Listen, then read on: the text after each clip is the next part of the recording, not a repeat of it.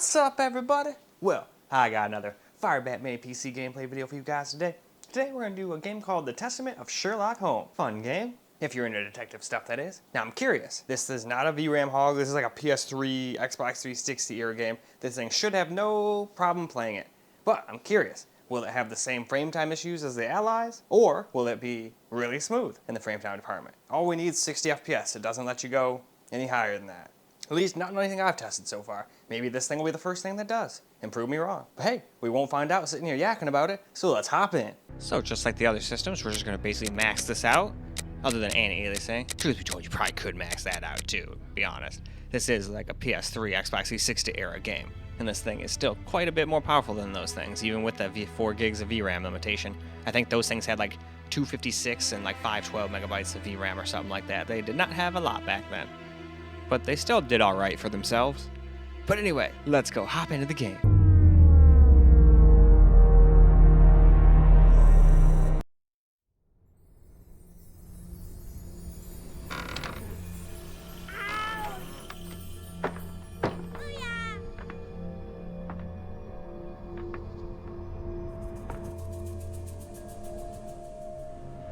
Yeehaw!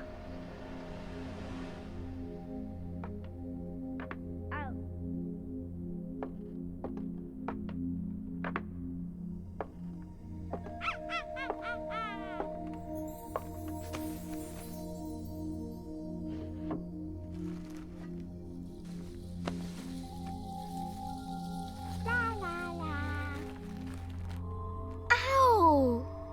Ah! What's this? No. Bow bow. Boop boop. La la la.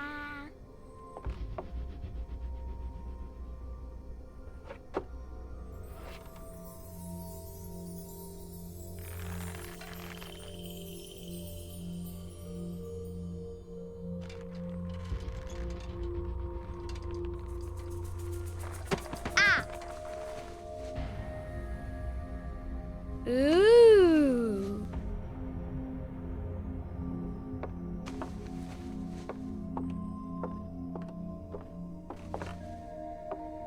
Oh, look! It's a book! Maybe it's a book about pirates with a treasure map. No, I don't think so. I wish that I had seen through all your lies. Oh, start from the beginning, not the middle. And so I decided to pick up my pen to relate the most disturbing episode of my life thus far. It all began early one morning in 1898, when Sherlock Holmes invited me to accompany him on a visit to the Marquis of Conyngham.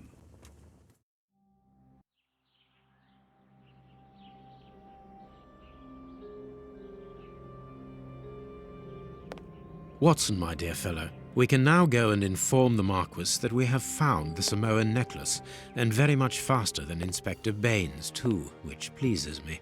Have you really solved the theft, Holmes? And so quickly? I have indeed, Watson, and believe me, it was completely unnecessary to spread out all over London, as our friend Baines thought was best. He likes to boast that his methods are equal to mine, but once again the outcome has contradicted him. After all these years of accompanying you upon your investigations, I thought that by now I should be reasonably capable of following your train of thought. But in this particular case, I must admit that I don't understand anything at all. Ah, you see, but you do not observe, Watson. There lies the difference. It is a matter of course. A matter of course? In the middle of the night, when everyone is fast asleep, the service bell within that room rings out and alerts the servants. They dress quickly and come running, but the door is locked and there is a strong smell of burning from within. A few seconds later, the master of the house himself, the robbed Marchioness's husband, the Marquis of Conyngham, arrives and unlocks the door using the sole key. A fire has started inside the room, but they have managed to arrive in time to put it out. It is at that moment that the Marquis realizes that the famous Samoan necklace, which had been safe within its glass cabinet only a few hours earlier, has now disappeared. In order to explain, let us confirm my theory before the arrival of Inspector Baines.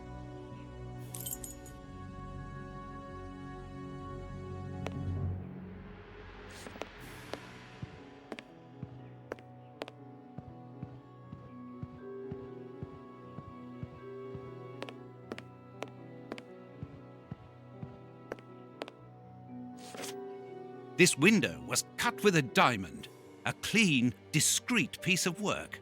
This is where the necklace was. See how tiny the hole is, and not one fingerprint upon the window.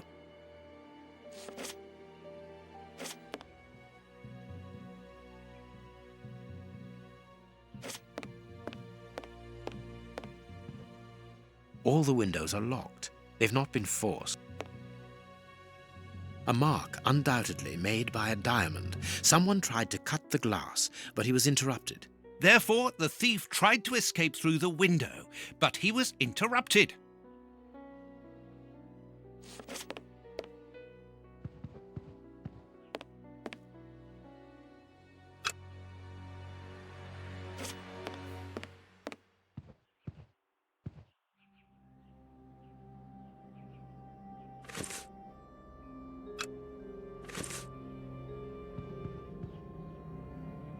Let us examine the crumpled scores.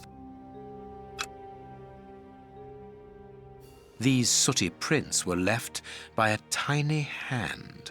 I don't understand why these music scores are covered with soot.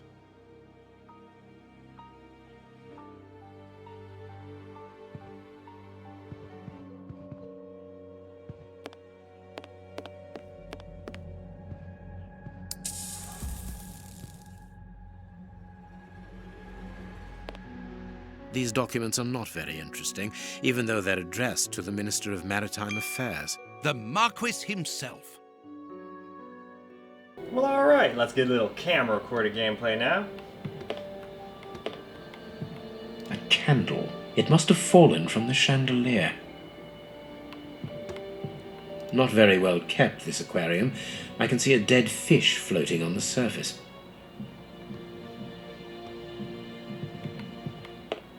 All the windows are locked. They've not been forced. All the windows are locked. They've not been forced. The chest wasn't opened. The necklace wasn't in it.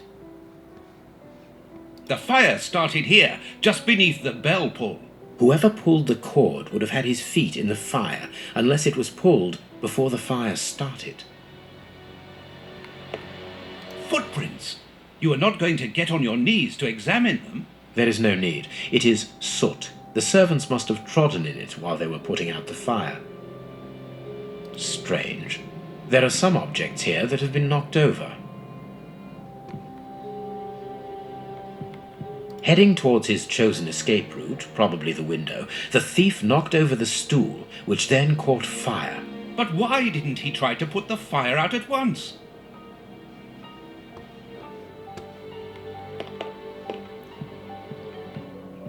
This draft screen makes an ideal hiding place. As the theft was committed at night, I conclude that the thief hid himself behind the draft screen and waited until he was alone in the room. Strange, there aren't any prints, yet I'm sure that the thief hid here.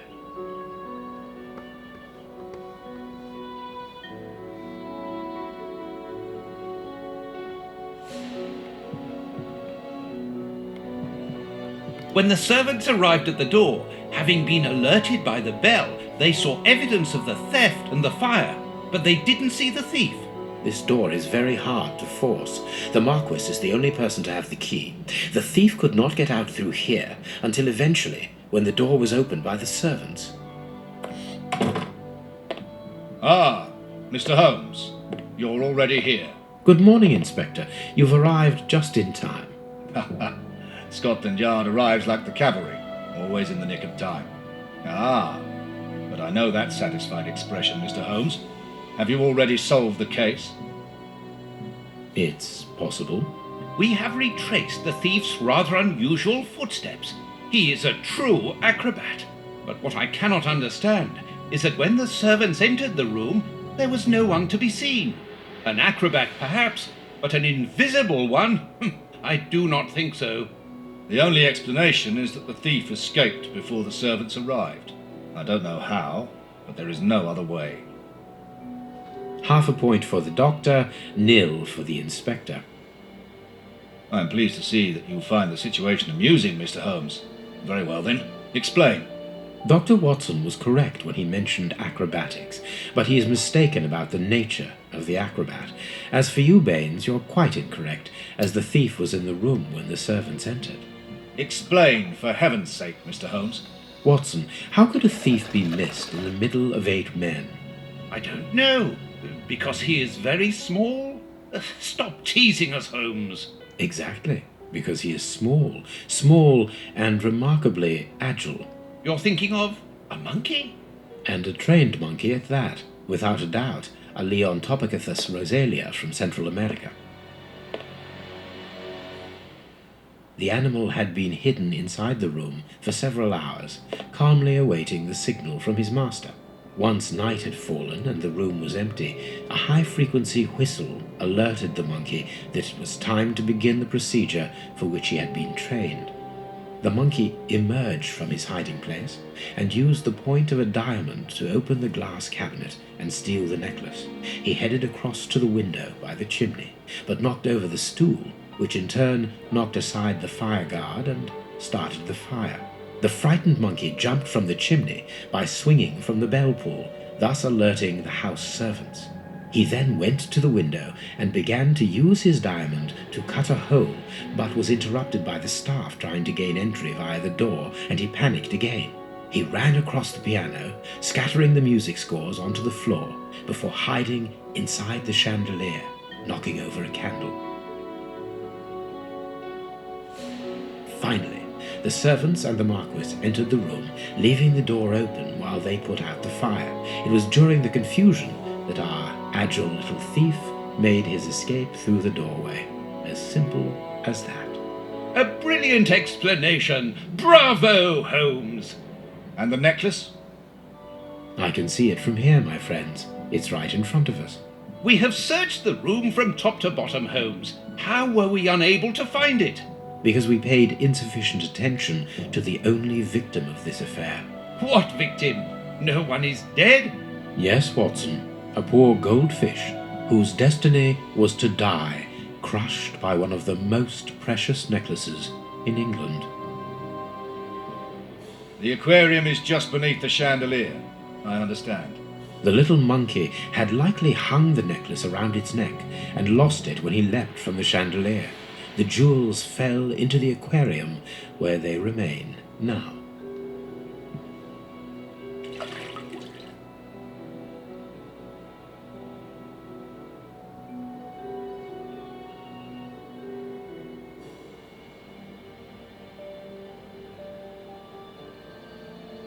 Marquis, here is your necklace, intact, just a little wet. Mr. Holmes, this brilliant demonstration does credit to your reputation.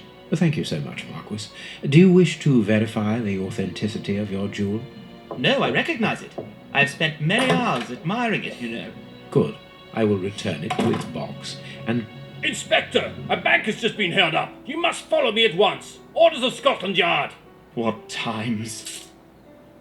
Sirs, duty calls. My regards, Marquis. And well done again, Mr. Holmes. There, the necklace is in its box. We've lost enough time here. Let's go home, Watson. Ah, very well, as you wish. A good day to you, Marquis. With pleasure, gentlemen. And once again, thank you. And what a time to also wrap up. Well, alright guys, that's a wrap for the Testament of Sherlock Holmes. Seemed to run great. Definitely the best Windows showing. Not quite as smooth as the Steam Deck, but still, it was much better than the Allies. So yet again, that's probably, what, the second weakest, yeah, that's the second weakest system I have, next to the Steam Deck. So that's kind of funny how two of the weakest systems have done the best in this particular game, because it's old, it doesn't need that much power. So, I'm curious, will the small form factor be a stuttery mess? Will it be buttery smooth? Will it not even run at all for some silly reason? That's what we're going to try next. But, that's all for this video. So I hope you enjoyed the video, because I sure as hell enjoy making it for you guys. And I do a peace out with that hand, but I can't quite do it properly yet. So we'll do it with the left hand, and until the next video.